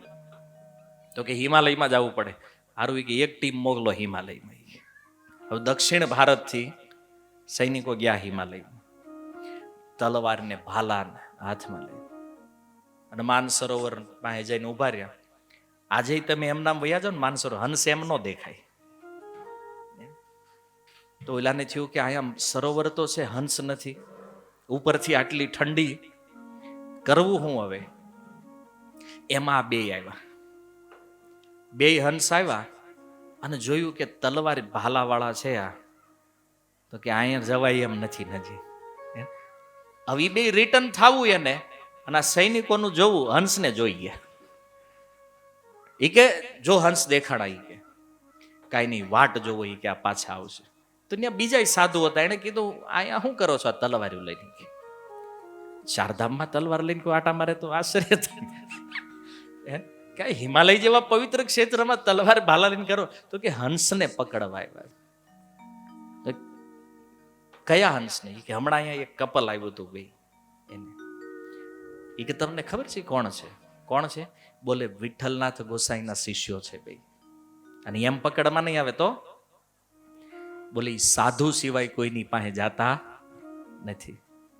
તો ઓલા કે તો એક કામ કરો, સાધુનો વેશ બનાવો, તલવારું હંતાડો. શસ્ત્ર છુપાઈ દીધા અને તિલક ને માળા ને ધોતી કુર્તા પહેરીને બેસી ગયા. કાલે આવે એટલી વાત કે. અને એ બેઠા હતા. ફરીથી બીજા દિવસે જયારે એ બે આવ્યા, હંસે એની પત્ની જે છે હંસીને કીધું કે આજ સાધુ આવ્યા છે, ચાલો આપણે સત્સંગ કરીએ અને સેવા. કે પતિદેવ, મને આમાં કંઈક ડાઉટ લાગે છે.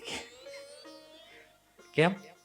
કે મને એવું લાગે છે કાલ ઓલા જે તલવાર વાળા હતા ને એ જ સાધુ બનીને આવ્યા છે.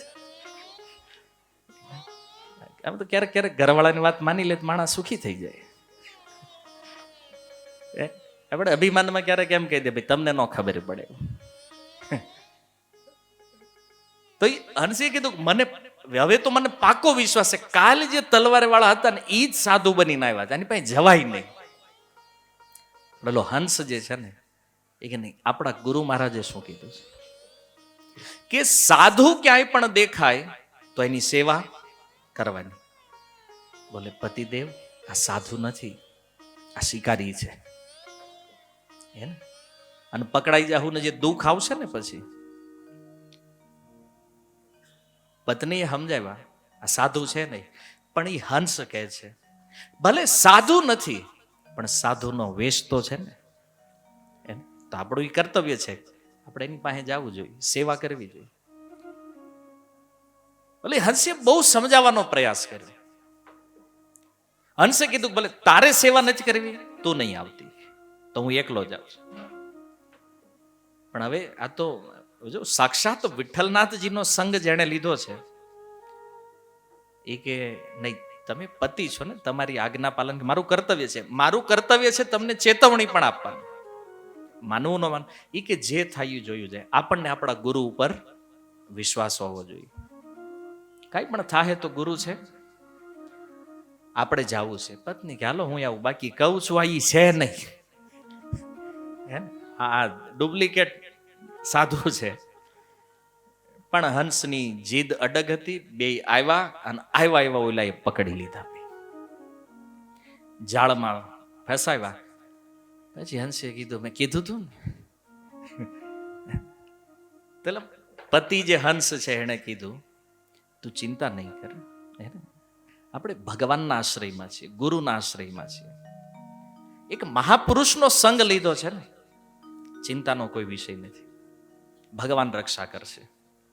અને આવું કઈ હિમાલયથી ક્યાં પહોંચ્યા? દક્ષિણ ભારત. હવે હંસ મળી ગયા, રાજાને સૂચના આપી. હંસ મળી ગયા છે, રાજા ખુશ. ચાલો બળતરા આજનો દી છે, હવે રોગની. કાલે તો હું હાજો થઈ જઈશ, કાલે બપોરે ભોજનમાં લાવો આ બે હંસને મારી નાનું માંસ મને પીરસવામાં આવે. હવે ખોટું ખોટું કીધું, રાજાએ હાચું માની લીધું. બે હંસને પૂરી દીધા એક કારાગૃહમાં. પછી બે હંસોએ વિચાર કર્યો કે હવે આપણે તો મરવાનું તો છે જ, કાલનો દિવસ આપણી પાસે ટાઈમ છે બપોર સુધીનો, તો ગુરુની આજ્ઞા છે ભજન કરવું જોઈએ. તો જેટલો સમય છે એટલું વિશેષ ભજન કરીએ આપણે. અને ભજન શરૂ કર્યું બે કારાગૃહમાં. શ્રી કૃષ્ણ શરણમ મમ, ભગવાનનું નામ સંકીર્તન કરે. સવાર પડ્યું, એ રાજ્યમાં એક નવો વેદ આવ્યો. નવો વેદ આવ્યો એટલે એ વૈદ્ય આવીને કીધું આપણી પાસે એવી દવા છે કે આપણી ફાંકી કોઈ લે એકવાર બધા રોગ દૂર. એટલે એક ભાઈ આવ્યો, એ કે આપણને પ્રોબ્લેમ છે. વૈદ્ય કીધું શું પ્રોબ્લેમ? કબજિયાતનો પ્રોબ્લેમ છે. એમ આ ફાંકી લઈ લે, તને નહીં તારા આખા પરિવારને વયું જાય. હે ઓલું કે એમ ફાંકી હું પીવું, મારું આ એક જ ફાંકી એક જણો લે આખા પરિવારનો રોગ દૂર. પેલા તો લોકોને ખોટું લાગ્યું, આવું હોય? ફાંકી કોઈ એક પીવે ને બધા રોગ દૂર થાય? પણ થયો. ભગવાન અત્યારે ને અત્યારે તું લઈ કે આ ટ્રાય કર. અને એક જણાએ લીધી, આખા ઘરને સારું લાગ્યું કે આ તો આપણે એમનામ હારા થઈ ગયા. તો બાજુમાં કીધું ત્રીજાને ચોથાને 4-5 ઘર આટા માર્યા એ વૈદ્ય, ત્યાં તો આખા રાજ્યમાં વાત ફેલાઈ ગઈ કે એક એવો વૈદ્ય આવ્યો છે જે દવા આપે આખા પરિવારને રોગ હારો થઈ જાય. કારણ કે વાયુ વેગે વાત રાજા પાસે પહોંચી. રાજાએ કીધું આને અહીં બોલાવો. વૈદ્યને બોલાવ્યા. રાજાએ કીધું કે તમારી પાસે જે દવા છે, મેં એવું સાંભળ્યું છે ગમે એ રોગ હોય તમારી દવા જ દૂર થઈ જાય. બોલે હા. બોલે મારો આ રોગ આટલા વર્ષથી નથી જાતો. એ વૈદ્ય કે એમાં શું વાંધો છે, આપણી આ દવા લ્યો, તમારો રોગ તો વહી જાય પણ તમારી પેઢીઓમાં કોઈને કોડ નહીં થાય. હવે મરતા ક્યાં નહીં કરતા. રાજાને એમ કે આટલી ટ્રાય તો કરી છે આપણે, ઓર એક ટ્રાય કરીએ. ફાંકી લીધી. ફાંકી લીધી, તરત રાજાનો કોટ દૂર થઈ ગયો. રાજા ખુશ. રાજાએ કીધું આ 150 ભેગા કર્યા તોય રોગ દૂર ન કરીએ ક્યાં, અને તમારી દવાએ અસર કરી. એક કામ માગો. હું જોઈ છે વરદાન. અડધું રાજ્ય જોતું છે તોય આપી દો, આખું જોતું હોય તોય આપી દો. હવે આવું રિઝલ્ટ જેને આવ્યું એ પછી શું ન આપે? તો વૈદ્ય કીધું કે કામ એટલે તમારા કારાગૃહમાં ઓલો હંસ ને હંસી એને છૂટા કરો. રાજા કે તને કેમ ખબર? તો કે આ તમારા ગામમાં વાતો કરે છે બધા કે એનું માંસ ખાવાથી તમારો રોગ. એ કે આ ખોટા છે બધા, આવું કઈ છે નહીં. હવે રોગ તો દૂર થઈ ગયો એટલે બીજી વાત જાવે દો, એને છૂટા કરો. પેલા છૂટા કરીને કે મને આપી દો. ઓલા હંસ ને હંસીને બેન છૂટા કર્યા, એને આપી દીધા. અને રસ્તામાં તૈણી જાય છે માનસરોવર બાજુ. એટલે એ વૈદ્ય ઓલી જે પત્ની છે એને પૂછ્યું શું થયું હતું. એટલે એને કીધું મેં કીધું તું આને આ ડુપ્લિકેટ સાધુ છે, પણ આ માન્યા નહીં અને અમે આ હલવાણા. હે ને? તો એ વૈદ્ય કીધું કે તમે મને ઓળખ્યો કે નહીં? તો એ હંસલી કહે છે મેં તો પહેલા ઓલા ડુપ્લિકેટ ને, કારણ કે ઓળખવામાં હું એક્સપર્ટ છું. ઓલા વેશ બદલ્યો ત્યારે મેં ઓળખ્યા હતા, અને આજ તમને ઓળખ્યા કે અમારા ગુરુ જે ગોસાઈ વિઠ્ઠલનાથ છે ને એના નાથ શ્રીનાથ તમે પોતે છો.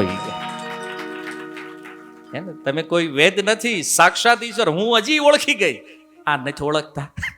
એમાં હલવાડા બીજી વાર. પણ જો એનું ભજન એટલું છે, સાક્ષાત શ્રીનાથજીના રૂપમાં ભગવાને દર્શન આપ્યા, બેયને વૈકુંઠ ભોગાડી દીધા. કહેવાનો અર્થ જે રાજા રહુગણ કહે છે ને, મહત્પાદ રજોભિષેક. જ્યાં સુધી આવા કોઈ મહાપુરુષનો આશ્રય ન મળે ને ત્યાં સુધી મતિ આ રીતે ભગવાનમાં લાગતી નથી. જો સમય એક રાત્રિનો હતો, ખબર છે કાલે મરવાનું છે, પણ એને એનું ચિત્ત ભગવાનમાં લગાડ્યું.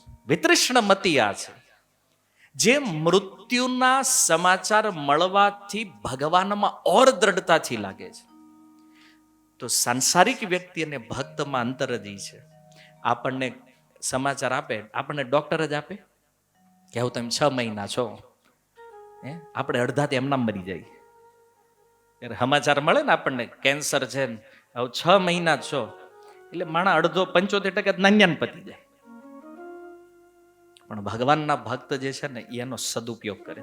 કારણ કે મરવાનું કોને નહીં. હાલો આજ કોઈને કેન્સર થયું એમ લાગે હું મરી જવાનું, તો વાહે વાળું કાયમ રહેવાના. હે ને? જવાનું કોઈ રોગથી મરશે, કોઈ નેચરલ, મરવાનું તો બધાને છે, પણ જો ભક્તનું મૃત્યુ કેવું છે એ પિતામહ ભીષ્મ કહે છે, ઇતિમતિ રૂપ કલ્પિતા વિતૃષ્ણા. એ પ્રભુ, મારી આ જે વિતૃષ્ણ મતિ જે છે ને એ હું તમારામાં સમર્પિત કરું છું. કોઈ મહાપુરુષના આશ્રય વગર આ બુદ્ધિ ભગવાનમાં લાગતી નથી. એટલા માટે સારી છે કે ભક્તિનું બાહ્ય આચરણ જે છે એને જો સફળ કરવું હોય તો ભક્તના આશ્રય વગર ભજન કોઈ દિવસ સિદ્ધ થતું નથી. આ સિદ્ધાંત છે ભાગવતનો. અને આ રીતે પિતામહ કહે છે કે હું મારી આ બુદ્ધિ જે સતી થઈ છે, કેમ? કારણ કે કૃષ્ણ તમારી સિવાય ક્યાંય લાગી નથી. આવી મારી બુદ્ધિને હું તમારામાં સમર્પિત કરું છું, અર્પિત કરું છું. કેમ? પિતામહ કહે છે, મને ખબર છે કે જે મતિ સતી નથી એની સાથે તમે ક્યારેય વિવાહ કરતા નથી. એના નિશ્ચિત છે. એટલે મતિને સતી બનાવવી જરૂરી છે. તો આ રીતે પિતામહ ભીષ્મ ભલે દુર્યોધનના પક્ષમાં રહેતા, દુર્યોધનને ત્યાં રહીને એવું લાગતું એની સેવા કરે છે, પણ હકીકત એનું મન ક્યાં છે? કૃષ્ણમાં લાગેલું છે. સંસારમાં આપણે શું કરીએ છીએ ને એ મહત્વનું નથી. આપણે ધંધો કરીએ, વ્યાપાર, વ્યવહાર, લૌકિક કર્મ બધા કરતા હોય, પણ સૌથી વધારે જરૂરી છે કે આપણું મન ક્યાં લાગેલું છે. માની લો કોઈ વ્યક્તિને કોઈનામાં પ્રેમ હોય ને, ચૈતન્ય મહાપ્રભુ આ ઉદાહરણ આપે કે કોઈ સ્ત્રીને કોઈની સાથે પ્રેમ છે તો એ ઘરના કામ એટલા વ્યવસ્થિત કરે કે કોઈને શંકા પણ થાય નહીં કે આનું મન ક્યાંક બીજે લાગ્યું છે. એમ સંસારમાં આપણે આપણા કર્તવ્ય એટલા વ્યવસ્થિત કરવા જોઈએ કે લોકોને ખબર ન પડે કે આપણું ચિત્ત કૃષ્ણમાં લાગેલું છે. નગર શું થાય ખબર છે? ભક્તિનું સ્વરૂપ થોડીક પ્રકાશિત થઈ જાય ને પછી પ્રોબ્લેમ ચાલુ થઈ જાય. લોકો કહેવા માંડે, આ જોયો બહુ મોટો ભગત છે.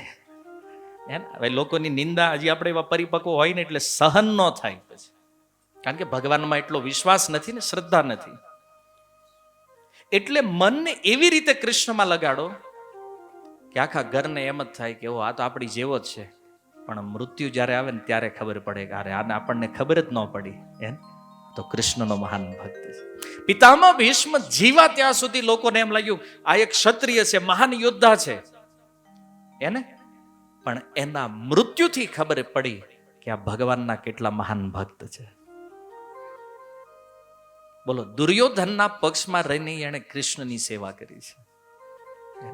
કેટલું સિક્રેટ જીવન છે પિતામહ ભીષ્મનું. તો એવા ભગવાન સાક્ષાત ભીષ્મને દર્શન અપાવ્યા છે. કેમ? કારણ કે મતિ સતી છે. તો આ રીતે સુંદર પિતામહ ભીષ્મ પોતાના મૃત્યુની તૈયારી કરતા, સ્તુતિ કરતા પ્રથમ શ્લોક કહે છે. તો આપણે એટલું સમજવાનું છે કે આપણી જે સંસારમાં અટવાયેલી બુદ્ધિ છે, જે વ્યભિચારિણી બુદ્ધિ છે, એને શું કરવાની છે? અવ્યભિચારિણી. એને કૃષ્ણમાં લગાવવાની છે. અને અઘરું નથી. આ મતિને કૃષ્ણમાં લગાવવાનું સૌથી સરળ સાધન છે હરિકથા. ભગવાનની કથાનું નિત્ય નિરંતર શ્રવણ કરવામાં આવે તો આ મતિ અપને આપ ભગવાનમાં લાગી જાય, સતી થઈ જાય.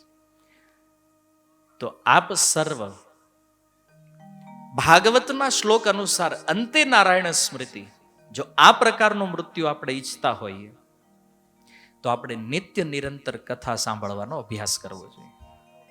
અને આ કથાનું સ્વરૂપ કંઈક એવું શરૂ કડવું લાગે. હા, સ્ટાર્ટિંગ આમ પહેલી વાર સત્સંગમાં આવો, નવા આવો ત્યારે એમ લાગે કે આ બધું ઠીક, હવે બહુ જામતું નથી આમાં. કે આપણને ન જામે, આપણને કમળો થયો ને શેરડી આપે જામે થોડું, એમ. પણ એ શેરડી જ કમળાને દૂર કરવાનો ઉપાય છે. એમ શરૂઆતમાં હરિકથા ન મજા આવતી હોય, આમ થોડું કડવું લાગતું હોય, સમજમાં ન આવતું હોય, પણ જેમ જેમ આનું શ્રવણ કરતા જાવ ને એમ આ જ હરિકથા એક દિવસ મધુર લાગવા માંડે છે. અને જ્યારે મધુર લાગે ને ત્યારે સમજવું કે હવે આપણી મતિ ભગવાનમાં લાગવાની શરૂઆત થઈ ચૂકી છે. આપણો રોગ દૂર થઈ રહ્યો છે. તો ભવરોગને દૂર કરવાની આ ભવ ઔષધિ છે હરિકથા. પરીક્ષિત મહારાજ ભાગવતમાં કહે છે, નિવૃત્ત તરશે રૂપગીય માનાત ભવ ઔષધિ શૌત્ર મનોવિરામાત. દવા છે ભવરોગની. અને જેનું ચિત્ત હરિકથા દ્વારા ભગવાનમાં લાગ્યું છે એને જન્મ મરણના પ્રવાહની કોઈ બીક હોતી નથી. યદ ભવ પ્રવાહ, ભવ પ્રવાહને તો એ બહુ આસાનીથી પાર કરી જાય છે. તો આપણું જીવન એવું હોવું જોઈએ કે મૃત્યુ સમયે આપણે પણ ભગવાનનું સ્મરણ કરીએ અને ભગવાનનું સ્મરણ કરતા કરતા જીવનને પૂર્ણ કરીએ. તો આપણું પણ કલ્યાણ થશે અને આપણા પિતૃઓ અને આપણી આવવાવાળી જે પેઢીઓ છે આ બધાનું કલ્યાણ અધ્યાત્મમાં છે. અને કળિયુગમાં કેટલું સરળ છે. હરિનામ હરિકથા, કેવલ ભગવાનનું નામ લ્યો, ભગવાનની કથા સાંભળો, આનાથી વિશેષ કાંઈ નથી બીજું. હરિનામ હરિકથા બસ. ભજન આટલું જ છે. આમ તો બીજી ઘણી બધી વાતો છે પણ એ આપણી થાય એમ નથી. હમણાં તમને કે અહીં અશ્વમેધ યજ્ઞ કરવાનો છે, 1 વર્ષ હાલે, તો પહેલો પ્રશ્ન છે ટાઈમ છે? 3 દિન લગ્ન હોય તો વિચાર કરે કે 1 દી જઈ આવશો. ઘણાને કે આપણે યજ્ઞ કરવા, પણ સમય છે? હાલો સમય મળ્યો, મની છે, પેમેન્ટ, કારણ કે એમાં જે સામગ્રી લાગવાની છે, બ્રાહ્મણ દક્ષિણા જે છે, તો એ નથી. તો ઘણી બધી કમીઓ છે ઘણા બધા સાધનો. અને આ વાત ભગવાન પણ જાણે છે, ઋષિમુનિઓ પણ જાણે છે, સાધુઓ પણ જાણે છે. અને કળિયુગના જીવો ઉપર કૃપા કરીને એમણે બહુ સરળ સાધન આપ્યું, ભગવાનનું નામ, ભગવાનની કથા. બસ આ બેનો આશ્રય કોઈ લેશે, ભવસાગર આસાનીથી પાર તરી જશે. તો પિતામહ ભીષ્મનું આ મૃત્યુ આ શિક્ષાપ્રદ છે કે અંતે નારાયણ સ્મૃતિ, ભગવાનનું સ્મરણ જો થઈ ગયું તો ગીતામાં ક્લિયર ગેરંટી છે ભગવાનની, અંતકાલે ચ મામેવ સ્મરણ મુક્ત્વા કલેવરમ.